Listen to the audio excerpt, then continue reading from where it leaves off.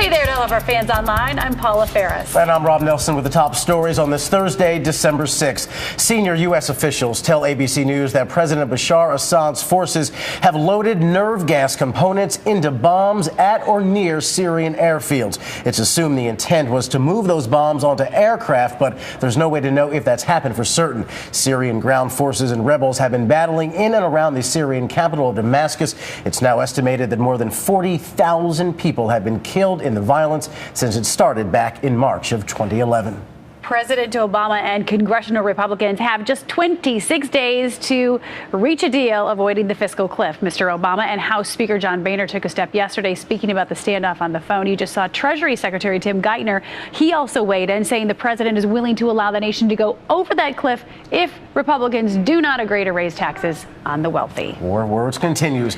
Also, a federal judge in New York says a suit by Roman Catholic groups against the new health care law can go forward. They're suing over the requirement that they must provide insurance coverage for birth control. It's a legal defeat for the federal government, but that requirement still does not take effect for about a year. And there's a new grassroots campaign that's meant to draw attention to the nation's debt crisis. The campaign is called The Can Kicks Back. The campaign is aimed at young people, and it features former Republican Senator Alan Simpson, a rather spry Alan Simpson. At that, listen to this. Stop Instagramming your breakfast and tweeting your first world problems and getting on YouTube so you can see Gangnam Style.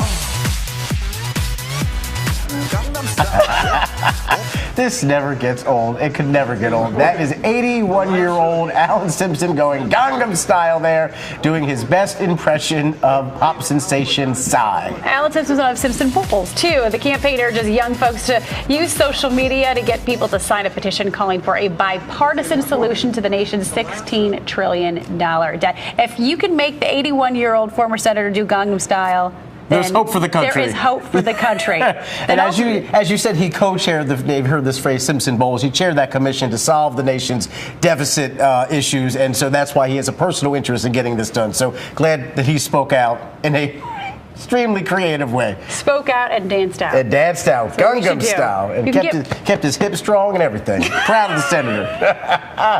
You can get more news anytime at abcnews.com. I'm Paula Ferris. And I'm Rob Nelson. Thanks for watching, everybody. This is World News Now, available anytime, anywhere you want it.